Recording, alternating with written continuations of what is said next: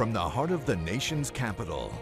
This week, with ABC News Chief Washington Correspondent George Stephanopoulos, live from the Newseum on Pennsylvania Avenue. Hello again. On this July 4th weekend, we begin with our exclusive headliner, Vice President Joe Biden. Just a few hours ago, I touched down at Andrews Air Force Base on Air Force 2 after an overnight flight from Baghdad. Biden had just completed his first mission as President Obama's personal envoy to Iraq. We think we can be helpful to your government, with your neighbors. He spent Saturday at Camp Victory, thanking troops that included his son Beau, the Delaware Attorney General, who's completing a one-year tour as a captain in the Army Reserve. Good to see you. After that, I sat down with Biden for an extensive conversation. We covered a lot of ground, including Sarah Palin's surprise resignation, the administration's evolving strategy for Iran, its mounting concern on the economy, and Biden's new role in Iraq. Major milestone this week here in Iraq with the American troops pulling out of the cities. And I wonder if you can put the broader American mission in context.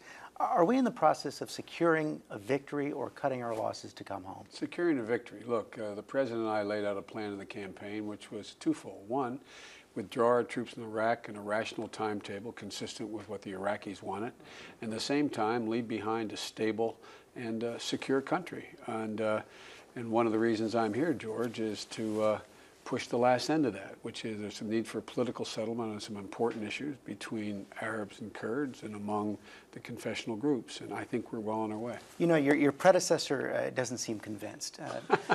John Hanna, Vice President Cheney's national security advisor, wrote this week that under Obama, Bush's commitment to winning in Iraq has all but vanished.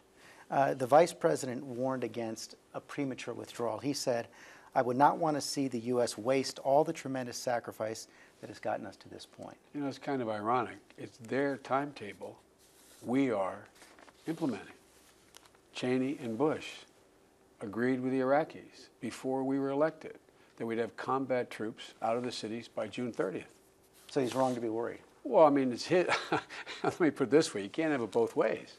He negotiated that timetable. We have met the commitment, the timetable of the last administration negotiated with the Iraqis, and we're totally confident that it's the right thing to do.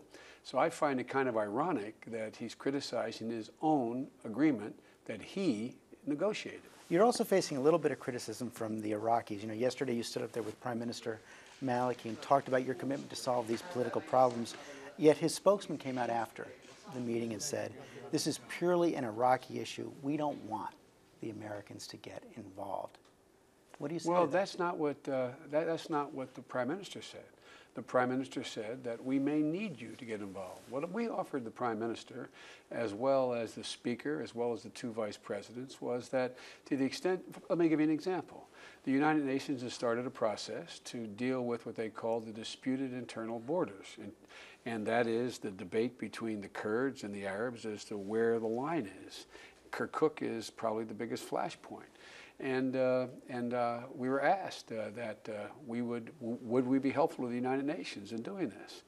I was further asked that would I communicate to the Kurdish leadership, who I have a close relationship with, that they're passing a constitution through their parliament in Kurdistan was not helpful to the process that was underway. So what's going on here? Maliki says one thing, Look, the spokesman says another. I think that it's very important that Prime Minister Maliki and all of the Iraqi leaders are able to, in fact, communicate, which is true, to the people of Iraq that they're now a sovereign nation, they take directions from no one, that they are able to handle their own internal affairs.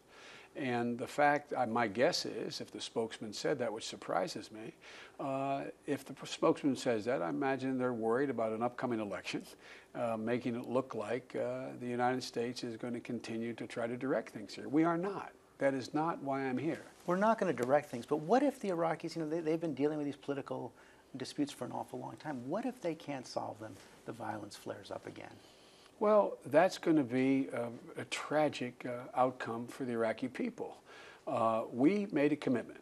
But are we going to put our lives on the line again? No, we made a commitment to withdraw our troops from the cities by the 30th, to withdraw our combat brigades from Iraq by next summer, the end of next summer, and withdraw all troops, according to the SOFA, that agreement we negotiated with them, by the end of 2011. That is our intention. But no matter what, 2011, American troops all gone. That is the intention. We believe the Iraqis will be fully capable of maintaining their own security, and we believe that with the time frame of their upcoming election, you know they're having an election in January, I know you know that, they'll form a new government early in late winter as a consequence of that election.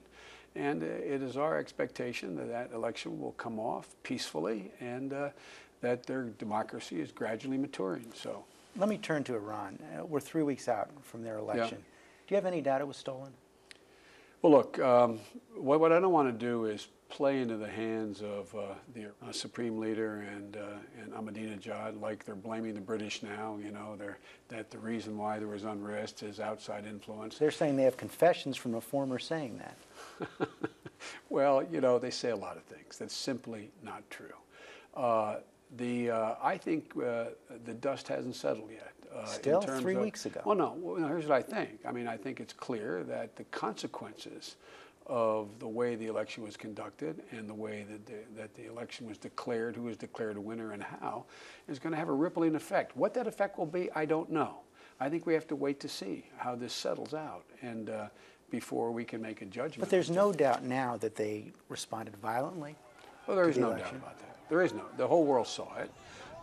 And it is, we have to acknowledge as a free and sovereign nation that we abhor the violence that took place. We think it was inappropriate, the way in which they treated those protesters.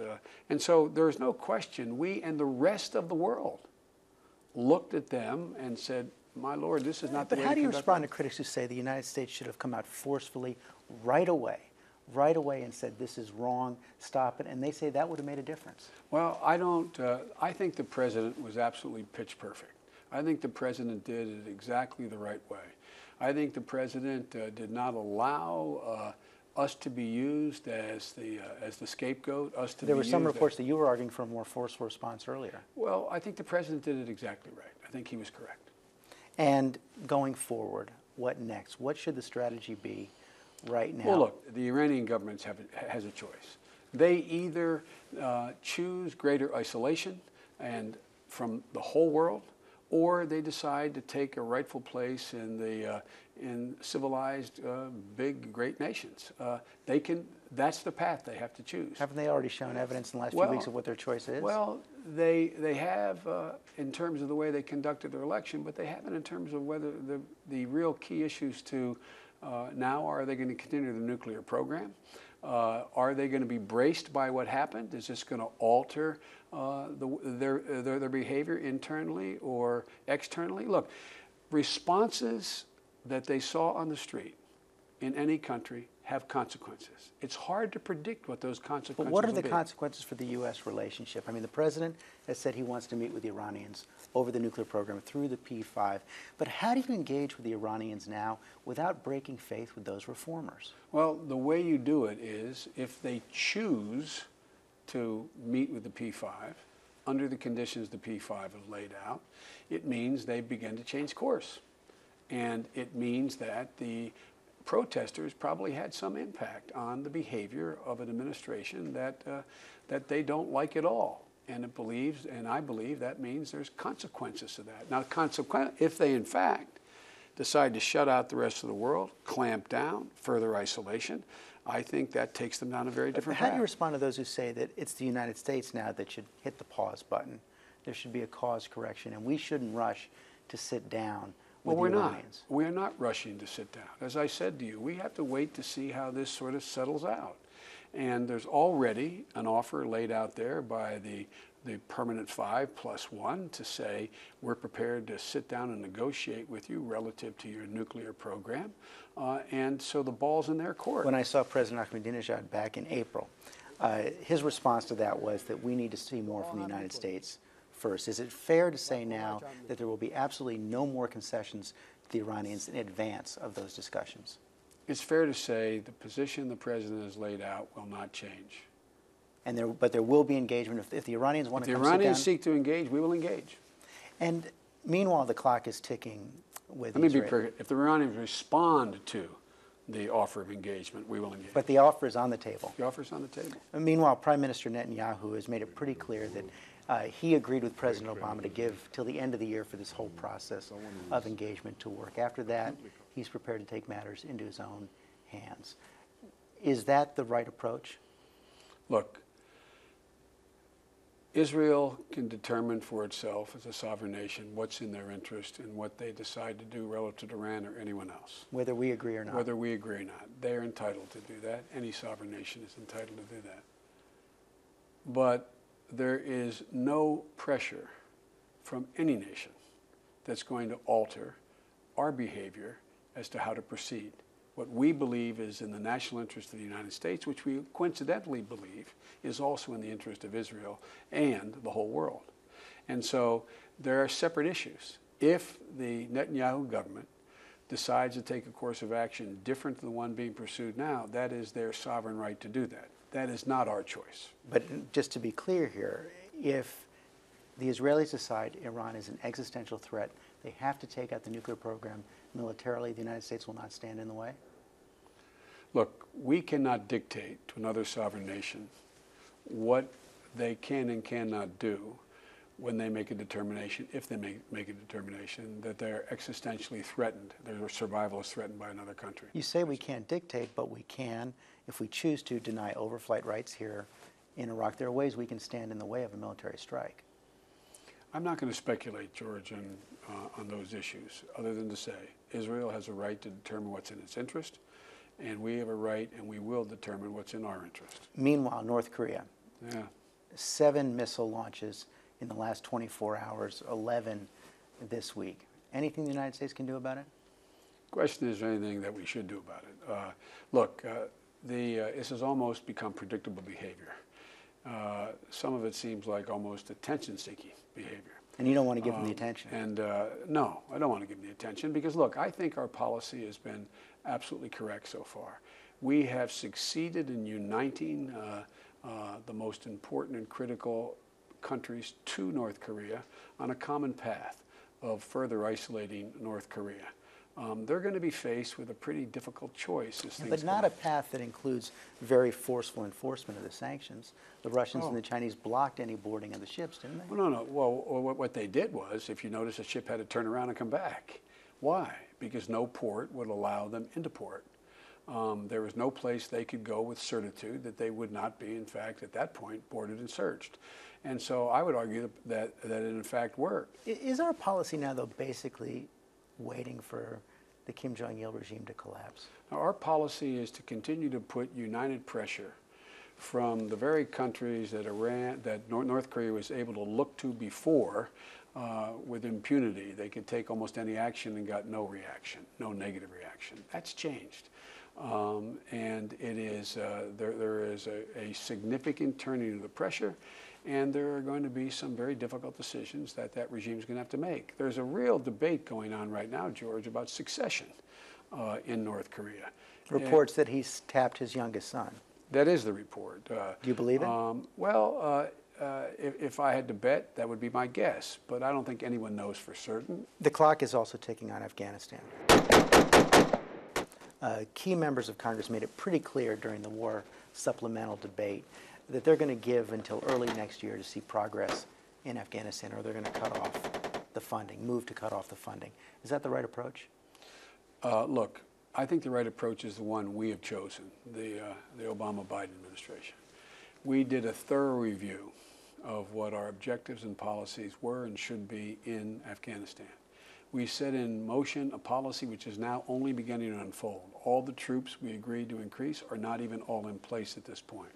We also believe, as General Jones accurately said, that ultimately the success or failure in Iraq will rest not on a military outcome, but on a both economic and political outcome internally, getting better governance in place and economic development in that country. But do Americans have a right to expect that if we don't see continued progress in the next 6 to 9 months, 6 to 12 months, then we should think about cutting back and pulling out? Look, I think the Americans have a right to expect success.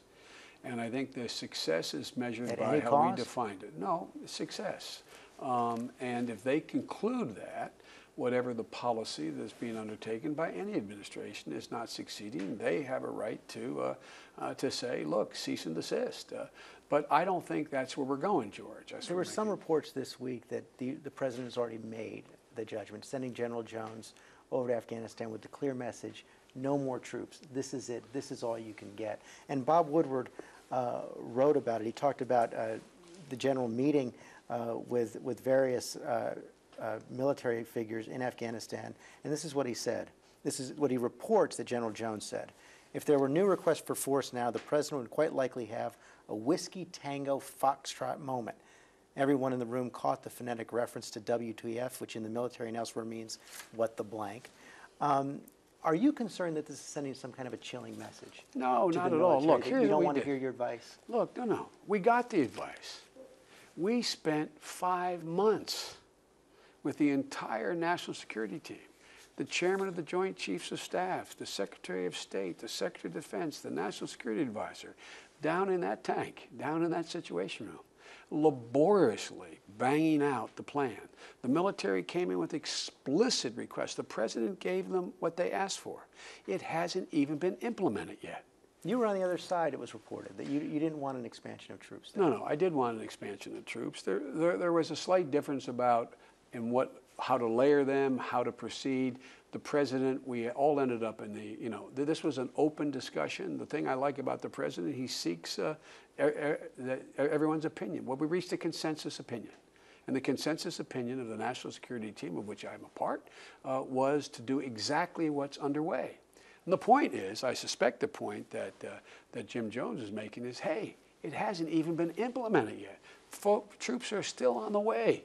Slow up, guys. But to be clear, you're saying if the military believes there should be more troops, they shouldn't be afraid to give that advice. They should give that advice. They should not be afraid to give whatever advice from the field or from the Pentagon to the President and the Secretary of Defense that they think they need.